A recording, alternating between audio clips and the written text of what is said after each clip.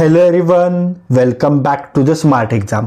मित्रांनो, जिथे फक्त आणि फक्त यशाचीच तयारी असते त्याच प्लॅटफॉर्मवर आज तुम्ही आला आहात.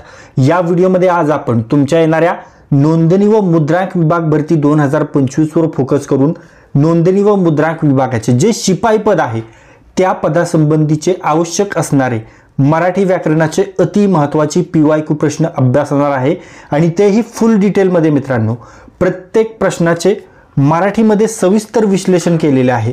कोणते उत्तर बरोबर आहे तर का बरोबर, मग बाकीचे पर्याय चुकीचे आहेत तर का चुकीचे, अशा पद्धतीने विश्लेषण आपण केलेले आहे. त्यामुळे हा व्हिडिओ आणि ही व्हिडिओ सिरीज तुम्हाला हजारो स्पर्धकांपेक्षा वेगळी ठरवेल. बाकीच्यांपेक्षा 100 पावले तुम्ही नेहमीच पुढे असणार आहे. त्यासाठी तुम्हाला हा व्हिडिओ आणि ही व्हिडिओ सिरीज जास्तीत जास्त वेळा रिवाइज करायची आहे. चला तर वेळ न घालवता सुरुवात करूया आपल्या यशाच्या पुढच्या पायरीकडे. पहा, पहिला प्रश्न. आणि हो, व्हिडिओ आवडला तर लाईक, कमेंट आणि शेअर करायला विसरू नका. चॅनलवर नवीन असाल तर लगेच सबस्क्राईब करा, कारण इथे सिलेक्शन पक्का आहे. ओके, आता पहा. आणि या सिरीजमधील मराठी व्याकरणाच्या सिरीजमधील हा 7वा भाग आहे, हे लक्षात ठेवा. इंग्रजी व्याकरणाचे देखील आपण 6 भाग अपलोड केलेत. सामान्य ज्ञानाचे आपण टोटल 11 भाग अपलोड केलेत. त्यासाठी तुम्हाला नोंदणी व मुद्रांक विभाग भरती ही प्लेलिस्ट आहे आपल्या स्मार्ट एक्झाम यूट्यूब चॅनलवर, ती रेफर करा किंवा डिस्क्रिप्शन बॉक्स आय बटनवर लिंक दिलेली आहे, तिथे जाऊन सगळे व्हिडिओ पहा. एक्झाम ओरिएंटेड आहेत. आता पहा,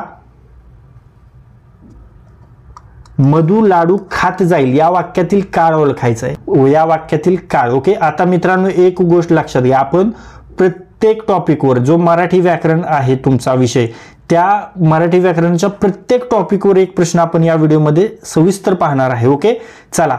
मधु लाडू खात जाईल कोणता काळ आहे तर हा रीतिभूत काळ, भविष्य काळ आहे. योग्य उत्तर आहे पर्याय क्रमांक 1 रीतिभूत काळ. हे पहा, खात जाईल. ओके, हे वाक्य क्रियापदाच्या काय खात जाईल या रूपावरून स्पष्ट होते की क्रिया भविष्यातील आहे आणि ती सतत घडणारी आहे किंवा घडत राहणार आहे. त्यामुळे या क्रियेत कर्त्याची एक विशिष्ट रीत व्यक्त होते आणि हेच रीतिभूत भविष्यकाळाचं लक्षण असतं. हे लक्षात ठेवा.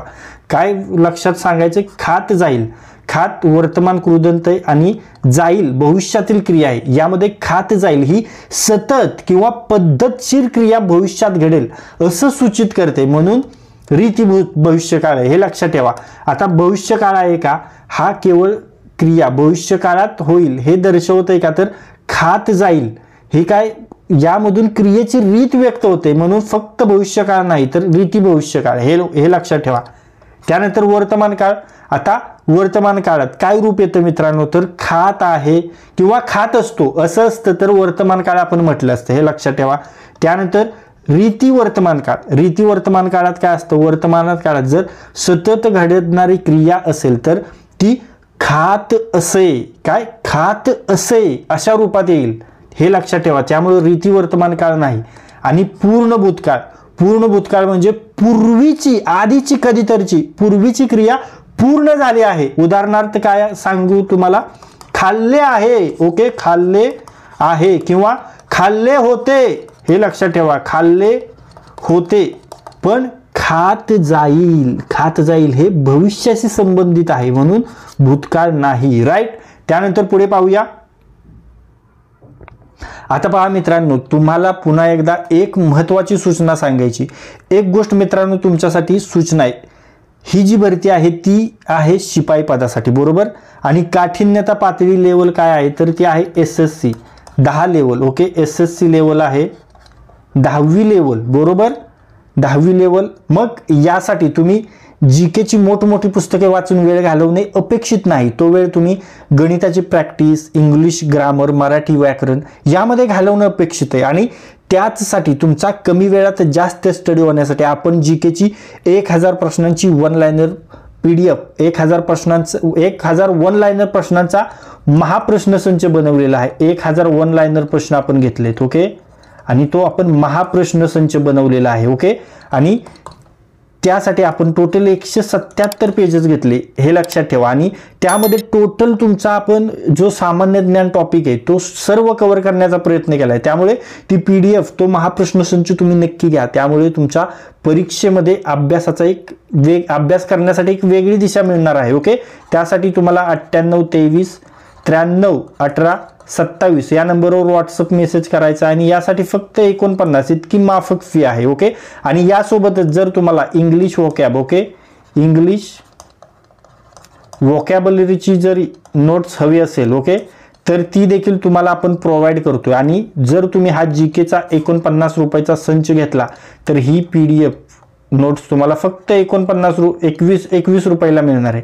याची ओरिजिनल प्राइस आहे 39 आणि या दोन्ही तुम्ही घेतल्या तर फक्त 70 रुपयाला मिळणार आहेत, हे लक्षात ठेवा. आता पहा, हा जो प्रश्न आहे मित्रांनो, तो प्रश्न आपण जे तुमचे मागचा जो सामान्य ज्ञानाचा 10वा भाग आहे त्यामध्ये घेतलेला आहे. हा प्रश्न इथे घेण्याचं कारण की यावरून तुम्ही या प्रश्नाचं उत्तर कमेंट करून सांगायचं आणि तेव्हा मला समजणार आहे की किती विद्यार्थी आपले पोस्टसाठी कटिबद्ध आहेत, तयारीसाठी ते कटिबद्ध आहेत, किती आपले सर्व व्हिडिओ केअरफुली पाहतायत.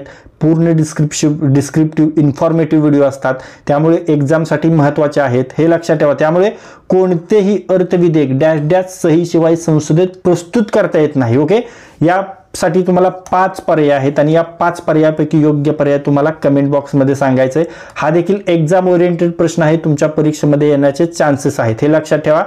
आणि सामान्य ज्ञान 11 भाग 11 मधील हा प्रश्न आहे. ओके, हा प्रश्नाचे उत्तर नक्की द्या, कारण तेव्हाच मला समजणार आहे किती विद्यार्थी आपले व्यवस्थित मित्र आणि मैत्रिणी केअरफुली आपले व्हिडिओ पाहतात. ओके, प्रश्न पुन्हा एकदा पहा. कोणतेही अर्थविधेयक डॅश सहीशिवाय संसदेत प्रस्तुत करता येत नाही. आन्सर कमेंट करा. समोरचा प्रश्न तुमच्यासाठी. आता याचे उत्तर मी तुम्हाला सांगतो. पहा, दूषित पाण्यामुळे आजार होतो या विधानाचा प्रयोग ओळखायचा आहे. हा प्रयोग या टॉपिकवरील प्रश्न आहे. ओके, दूषित पाण्यामुळे आजार होतो. ओके, आता यामध्ये कर्ता काय आहे? कर्ता आजार आहे, क्रियापद आहे होतो आणि वाक्यात कर्मच नाहीये, हे लक्षात ठेवा. वाक्यात काय आहे? कर्म नाही, म्हणून हा अकर्मक कर्तरी प्रयोग आहे. ओके, योग्य उत्तर आहे पर्याय क्रमांक 4 अकर्मक कर्तरी. ओके, या वाक्यात काय आहे? आजार होतो, यात आजार हेच कर्ता आहे आणि ते क्रियेसोबत सरळ संबंधित आहे, म्हणजेच क्रिया कर्त्यावरच घडते, बरोबर, पण क्रियेला कर्मच नाहीये, म्हणून हा अकर्मक कर्तरी प्रयोग. अकर्मक क्रिया म्हणून ही अकर्मक क्रिया आहे आणि कर्त्याचं लिंग वचनानुसार क्रियापद बदलतं, त्यामुळे हा कर्तरी प्रयोग आहे, हे लक्षात ठेवा. ओके, क्लिअर झालं. त्यानंतर ऑप्शनमध्ये अकर्मक भावे प्रयोगात क्रियेला कर्ता माहीत नसतो किंवा अप्रत्यक्ष असतो, हे लक्षात ठेवा. सकर्मक भावे, सकर्मक म्हणजे क्रियेला कर्म असतं, पण इथे होतो ही क्रिया अकर्मक आहे, हे लक्षात ठेवा. त्यानंतर सकर्मक कर्तरी, कारण इथे क्रियेला कर्म नाही, उदाहरणार्थ राम भात खातो, हे सकर्मक कर्तरी होईल, हे लक्षात ठेवा. त्यानंतर पुढे पाहूया. आता पहा, सकाळ होताच महेश कार्यालयाकडे परतला या वाक्याचा प्रकार ओळखायचा आहे. तर हे काय आहे? तर या वाक्यात एकच पूर्ण विचार आहे, बरोबर, आणि एकच मुख्य क्रिया आणि उद्देश आहे, म्हणजेच महेश कार्यालयाकडे परतला, बरोबर.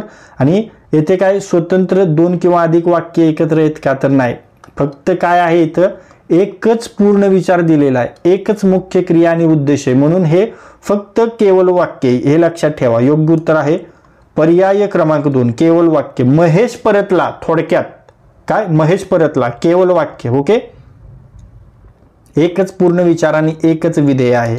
आता संयुक्त वाक्यात काय असतं? संयुक्त वाक्यात 2 किंवा अधिक स्वतंत्र विचार एकत्र जोडलेले असतात, हे लक्षात ठेवा. मिश्र वाक्यामध्ये काय असतं? मिश्र वाक्य म्हणजे जिथे एकाच वाक्यामध्ये दोन्ही प्रकारचे वाक्यांश असतात, हे लक्षात ठेवा. संयुक्त आणि केवळ अशी दोन्ही वाक्ये एकाच याच्यात असतात वाक्यात.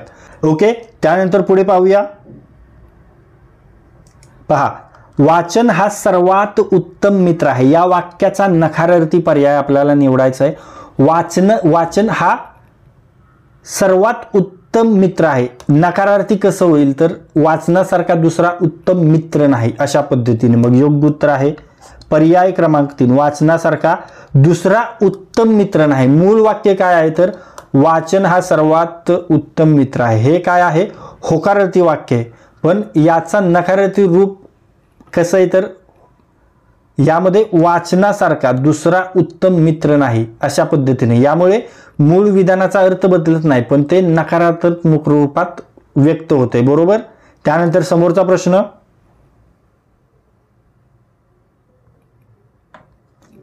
पहा, झाले बहु होतील बहु आहेतही बहु परंतु यासम हा या अलंकार प्रकार ओळखायचा आहे. पहा, हा अलंकार टॉपिक वरील प्रश्न आहे मित्रांनो. सर्व टॉपिक आपण घेतोय.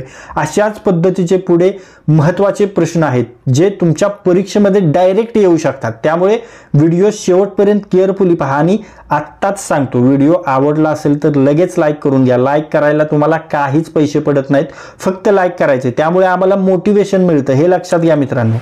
मोटिवेशन मिळतं आणि अशाच पद्धतीचे जास्तीत जास्त इन्फॉर्मेटिव्ह व्हिडिओ आम्ही तुमच्यापर्यंत आणण्यासाठी कटिबद्ध असतो, प्रयत्न करत असतो. त्यामुळे तुम्ही जेवढा लाईक करता तेव्हा आम्हाला जास्त प्रोत्साहन मिळतं आणि आम्ही अजून जास्त तुमच्यासाठी मेहनत घेतो, हे लक्षात ठेवा. झाले बहु होतील बहु आहेत ही बहु परंतु यासम हा अनन्वय अलंकार. अनन्वय अलंकार म्हणजे काय असतं तर जेव्हा एखाद्या गुणाची तुलना दुसऱ्या कोणत्याही गोष्टीशी करता येत नाही आणि ते गुण स्वतःशीच तुलना करून अधोरेखित केले जातं, तेव्हा अनन्वय अलंकार होतो, हे लक्षात ठेवा. म्हणून योग्य उत्तर आहे पर्याय क्रमांक 3, अनन्वय अलंकार. आता या वाक्याबद्दल जर तुम्हाला सांगू तर या वाक्यात बहु, ओके, हे जे बहु आहे, बहु या शब्दाचा अर्थ आणि उपयोग अनेक वेळा केलाय. बरोबर, अनेक वेळा केला आहे, पण त्याचा जो उपमान आहे, उपमान दुसऱ्या कोणत्याही गोष्टीशी केलेला नाहीये. त्यामुळे हा अनन्वय अलंकार आहे. Simple thing. ओके. अधिक माहिती जर सांगायची झाली तर उपमेय एखाद्या गुणाच्या बाबतीत अद्वितीय असतो. उपमेयाला योग्य असा उपमान मिळू शकत नाही आणि म्हणूनच उपमेयाला स्वतःच्याच स्वरूपाशीच तुलना करणे हा अनन्वयाचा मुख्य भाग आहे. ओके. त्यानंतर पहा, समोरचा प्रश्न पाहूया.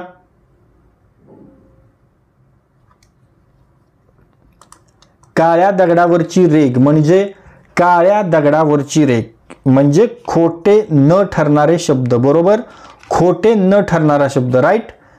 मग योग्य उत्तर काय असेल? योग्य उत्तर असेल पर्याय क्रमांक 2, खोटे न ठरणारे शब्द. बरोबर. काळ्या दगडावरची रेघ या वाक्प्रचाराचा अर्थ असा आहे की काही गोष्टी खोट्या नसतात. बरोबर, त्या सत्य असून भविष्यातही ठरणार असतात. म्हणजेच हे शब्द किंवा वचन खोटे न ठरणारे असतात, थोडक्यात सांगायचं झालं तर. त्यानंतर पुढे पाहूया. पहा, हे कोणत्या वृत्ताचे लक्षण आहे? आन्सर मी दिलेलेच आहे इथं. हे कोणत्या वृत्ताचे लक्षण आहे तर पहा, हे मालिनी वृत्ताचं लक्षण आहे. तर काय आहे? एकूण 4 चरण असतात. यामध्ये प्रत्येक चरणात 15 अक्षरे असतात. यती 8व्या अक्षरावर असतो आणि या वृत्ताचे गण न न म य य असे पडतात. म्हणून हा मालिनी वृत्त आहे. योग्य उत्तर आहे पर्याय क्रमांक 2, मालिनी. ओके. त्यानंतर वसंत तलिका. वसंत तलिका म्हणजे वेगवेगळे नियम, भिन्न गणरचना असते, हे लक्षात ठेवा. त्यानंतर भुजंगप्रयात वेगळ्या अक्षर संख्येची रचना असते, हे लक्षात ठेवा. ओके. त्यानंतर पुढे पाहूया मित्रांनो. एक सूचना आहे, कमी वेळात जास्त रिव्हिजन होण्यासाठी आपण 1000 प्रश्नांचा एक महाप्रश्नसंच बनवलेला आहे आणि तो बऱ्याच मित्रांनी घेतलेला आहे आणि अजून बरेच मित्र तो घेत आहेत. मित्रांनो, जर अजून तुम्ही आपला 1000 प्रश्नांचा महाप्रश्नसंच घेतला नसेल तर तुम्ही इतरांपेक्षा खूप मागे चालत आहात. त्यामुळे हीच ती वेळ आहे, हाच तो क्षण आहे मित्रांनो. त्यामुळे लगेच आत्ताच जीकेचा महाप्रश्नसंच तुम्ही मागवून घ्या आणि आपल्या अभ्यासाला एक वेगळी दिशा द्या. त्यासाठी तुम्हाला 98 23 93 18 27 या नंबरवर व्हॉट्सअप मेसेज करायचा आहे, कॉल करायचा नाही. आणि यासाठी फक्त 49 रुपये इतकी माफक फी ठेवलेली आहे आपण. ओके. त्यामुळे लगेच प्रश्नसंच मागवून घ्या आणि आपल्या परीक्षेसाठी अभ्यासाच्या तयारीला एक वेगळी दिशा आहे. आणि तुमच्यासाठी एक ऑफर आहे मित्रांनो, जर हा प्रश्नसंच तुम्ही घेतला तर आपल्याकडे इंग्लिश वोकॅब्युलरीची जी नोट्स आहे ती तुम्हाला फक्त 21 रुपयांमध्ये मिळणार आहे. आणि जर या दोन्ही नोट्स तुम्हाला हव्या असतील तर त्या फक्त आणि फक्त 70 रुपया इतक्या माफक फीमध्ये मिळणार आहे. याचा एकच उद्देश की तुमची ही जी संधी आहे ती शेवटची संधी आहे. शिपाई पदासाठी तुम्ही फॉर्म भरलेला आहे, म्हणजे काहीच होत नाही म्हणून ती शेवटची संधी भेटलेली आणि त्याचं सोनं करण्यासाठी तुम्हाला ही सुवर्ण संधी भेटली. त्यामुळे कोणताही सोर्स घ्या, कुठूनही तुम्ही नोट्स अवेलेबल करा, पण अभ्यास करा. हे लक्षात ठेवा, संधीचं सोनं आहे. 284 पद आहेत, त्यामुळे एक पोस्ट आपली नक्कीच व्हायला हवी. अशा पद्धतीने स्टडी करा. त्यामुळे काहीही करा आणि या पद्धतीच्या आपल्या नोट्स घ्या आणि अभ्यासाला वेगळी दिशा द्या. आता पहा, किळस, वीट, तिटकार या भावनांचे वर्णन जिथे केलेले असते तिथे कोणता रस निर्माण होतो, तर तो बिभत्स रस असतो. योग्य उत्तर पर्याय क्रमांक 4 बिभत्स रस. बिभत्स रस म्हणजे जुगुप्सा आणि नकारात्मक भावना निर्माण करणारा रस असतो. किळस, वीट, तिटकार यामुळे घृणा किंवा जुगुप्सा निर्माण होतो, ज्याला बिभत्स रस म्हणतात. बरोबर. उदाहरणच द्यायचं झालं तर ही बोटे सगळीत काय बसले. बरोबर. लाळ ही काळी काय गळ्यातून जलमटे आहेत. अशा पद्धतीने वर्णातून बिभत्स रस स्पष्ट होतो. म्हणजे ही बोटे सगळीत काय बसले, लाळ ही काळी काय गळ्यातून जलमटे आहेत, अशा पद्धतीने. ओके. त्यानंतर पुढे पाहूया. पहा, सीता गाय आहे या वाक्यातील शब्दशक्ती ओळखायचे. शब्दशक्ती ओळखायचे. सीता गाय आहे. आता वाक्यात ही जी आहे गाय हा शब्द मुख्यार्थाने म्हणजे प्राणी या अर्थाने न वापरता तिचा जो गुणधर्म आहे त्या गुणधर्माचा निर्देश करतो. म्हणजे गायीचा गुणधर्म काय असतो, तर तो असतो शांतता. बरोबर. सौम्यता. ओके. शांतता, सौम्यता अशा पद्धतीने लक्षात ठेवा. म्हणजे वाक्यात ह्या जो गाय आहे, गाय हा मुख्य अर्थाने म्हणजे गाय प्राणी आहे, पण प्राणी या अर्थाने न वापरता गायची जी गुणधर्म आहेत त्या गुणधर्माचा निर्देश करतो. म्हणजे गायचे गुणधर्म शांतता, सौम्यता अशा निर्देश करतो. म्हणजे सीता गाय आहे म्हणजे शांत आहे अशा पद्धतीने. तेव्हा उपादान लक्षण असते. योग्य उत्तर आहे पर्याय क्रमांक 1 उपादान लक्षण. ओके. म्हणजेच मुख्यार्थ सोडलेला नसतो, तो लक्षार्थात अंतर्भूत असतो, म्हणून याला उपादान लक्षण असं म्हणतात. त्यानंतर समोरचा प्रश्न पाहूया.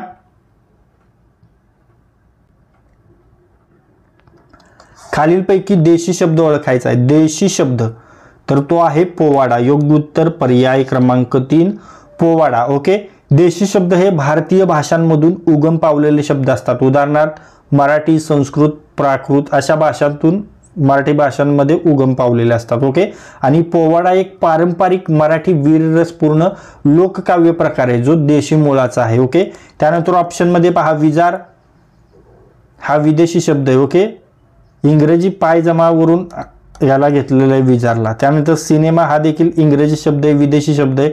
त्यानंतर बटन देखील इंग्रजी शब्द आहे, विदेशी शब्द आहे, हे लक्षात ठेवा. त्यानंतर पुढे पाहूया. पहा, तुझे नाव काय आहे या वाक्याच्या शेवटी कोणते विरामचिन्ह येईल. तुझे नाव काय आहे या वाक्याच्या शेवटी प्रश्नचिन्ह येईल. ओके. योग्य उत्तर आहे पर्याय क्रमांक 3 प्रश्नचिन्ह. तुझे नाव काय आहे हे प्रश्नार्थक वाक्य आहे. बरोबर. वाक्यात काय हा प्रश्न विचारणारा शब्द आहे, म्हणून अशा वाक्याच्या शेवटी प्रश्नचिन्ह वापरलं जातं. ओके. हा काय हे लक्षात ठेवा. त्यानंतर पूर्णविराम विधानार्थी वाक्यासाठी योग्य आहे. अल्पविराम हा एका वाक्याच्या मधोमध थोडा थांबा दाखवतो, हे लक्षात ठेवा. अर्धविराम दोन स्वतंत्र पण संबंधित विधानांमध्ये वापरतात. आणि उद्गारवाचक चिन्ह जिथे भावना, आश्चर्य, आनंद अशा आहेत तिथे हे दर्शवण्यासाठी उद्गारवाचक चिन्ह वापरले जाते. त्यानंतर समोरचा प्रश्न, विधानार्थी वाक्याच्या शेवटी कोणते विराम चिन्ह येईल. आत्ताच तुम्हाला सांगितलं विधानार्थी वाक्याच्या शेवटी पूर्णविराम येतो. मग योग्य उत्तर आहे पर्याय क्रमांक 2 पूर्णविराम. बरोबर. विधानार्थी वाक्य म्हणजे सोप्या स्वरूपात काहीतरी सांगणारे वाक्य. उदाहरण द्यायचं झालं तर तो शाळेत गेला झालं, विधान करून मोकळा झालेला आहे. बरोबर. म्हणून फुल स्टॉप द्यायचं. ओके. त्यानंतर स्वल्पविराम म्हणजे एकाच वाक्यात दोन किंवा अधिक गोष्टी जोडताना. प्रश्नचिन्ह आपण पाहिलं प्रश्न विचारणाऱ्या वाक्यासाठी अर्धविराम आपण पाहिलं 2 विधानांमध्ये थोडा थांबा दाखवण्यासाठी आणि उद्गारवाचक चिन्ह आपण पाहिलं भावना दर्शवण्यासाठी, बरोबर. त्यानंतर समोरचा प्रश्न,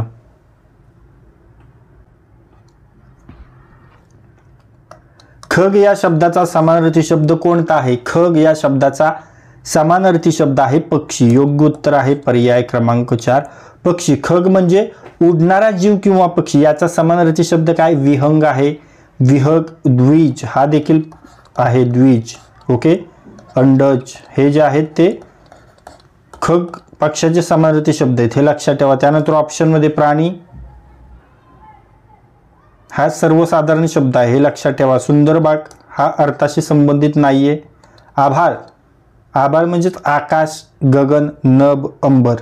आणि वाघ हा देखील प्राणी आहे. ओके. त्यानंतर पुढे पाहूया.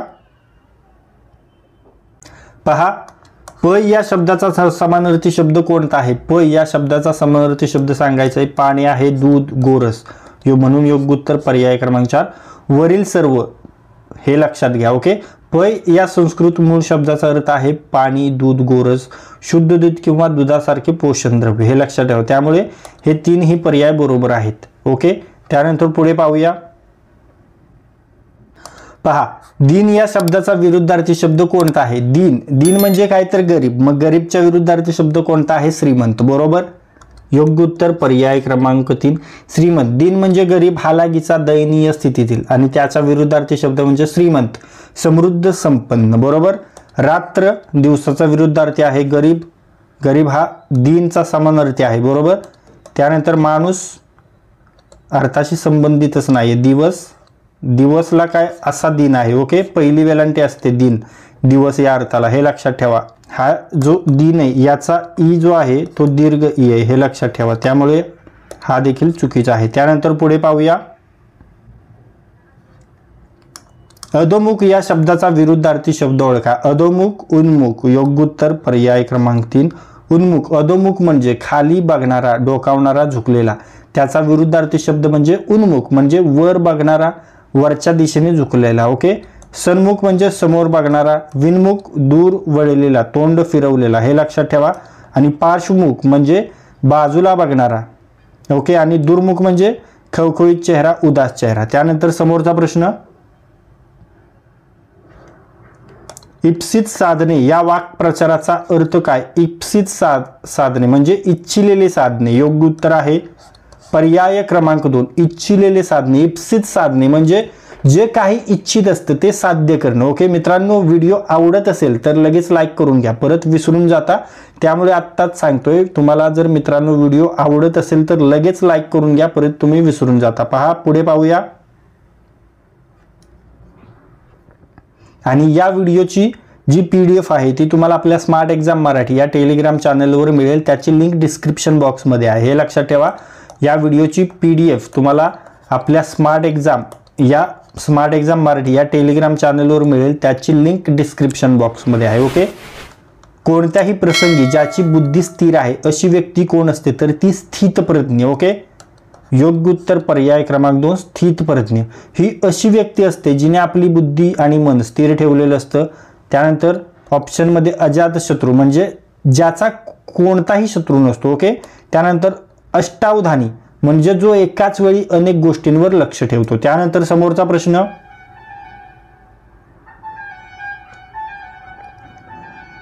शुद्ध लेखनाच्या नियमाप्रमाणे योग्य शब्द आपल्याला ओळखायचा आहे. तर पहा, तर तो माहिती शब्द आहे. यामध्ये योग्य उत्तर आहे पर्याय क्रमांक 2 माहिती. माहिती शब्द शुद्ध आहे कारण जो हा ह आहे, ह ला पहिली वेलांटी आहे, पहिली, बरोबर. पहिली वेलांटी आणि त जो आहे त ला दुसरी वेलांटी आहे, हे लक्षात ठेवा. त्यामुळे हा शुद्ध शब्द आहे. त्यानंतर समोरचा प्रश्न, यापैकी शुद्ध शब्द आपल्याला ओळखायचा आहे. तर यामध्ये शुद्ध शब्द, यामध्ये तुम्ही खूप कन्फ्यूज होता मित्रांनो. त्यामुळे यामध्ये आशीर्वादचा जो शुद्ध शब्द असतो तो हा आहे. योग्य उत्तर आहे पर्याय क्रमांक 1 आशीर्वाद. कारण इतर शब्दांमध्ये काय भूत, पिच्चात आणि मतितार्थ या शब्दांचे उच्चार किंवा लेखन चुकीचं आहे, हे लक्षात घ्या. महत्व हा जो शब्द आहे तो सामान्यतः शुद्ध असला तरी काही ठिकाणी संदर्भानुसार तफावत असू शकते. त्यामुळे अति शुद्ध म्हटलं तर आशीर्वाद आहे. काही ठिकाणी आशीर्वादचा पहिली वेलांटी असते, ती पण चुकीची आहे, हे लक्षात ठेवा. दुसरी वेलांटी आहे. त्यानंतर पुढे पाहूया.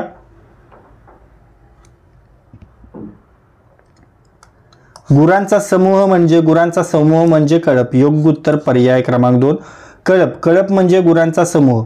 त्यानंतर ऑप्शन मध्ये रास म्हणजे धान्याचा समूह. ओके. त्यानंतर खिलार म्हणजे गाई गुरांचा समूह. खिलार गाई आपण म्हणतो ना, खिलार गाई आहेत त्या, तर गाई गुरांचा समूह. त्यानंतर समोरचा प्रश्न, थवा कोणाचा असतो? थवा पक्ष्यांचा असतो. बरोबर. समोरचा प्रश्न पाहूया. पहा, जहाज काफिला, मग उंटांचा, जहाजांचा काफिला असतो, उंटाचा तांडा असतो. ओके. योग्य उत्तर पर्याय क्रमांक 2 उंटांचा तांडा.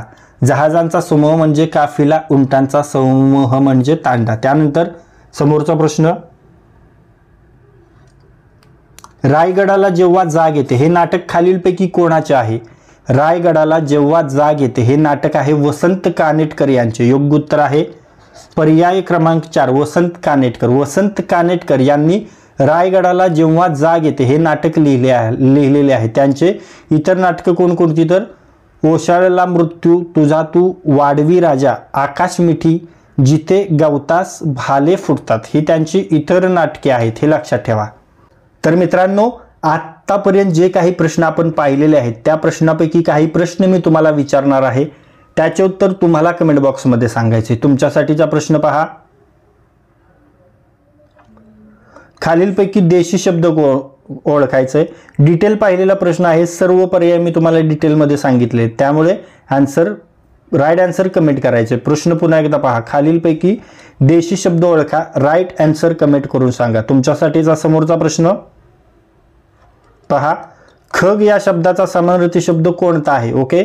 खग या शब्दाचा समानार्थी शब्द सांगायचा आहे. हा देखील आपण 5ही पर्याय डिटेलमध्ये मी तुम्हाला विश्लेषण करून सांगितलेले आहेत, त्यामुळे राईट आन्सर कमेंट करायचे, हे लक्षात ठेवा. Right answer. प्रश्न पुन्हा एकदा पहा. खग या शब्दाचा समानार्थी शब्द कोणता आहे? ओके. आन्सर कमेंट करून सांगा. आणि मित्रांनो, जर अजून तुम्ही आपला 1000 प्रश्नांचा महाप्रश्न संच ओके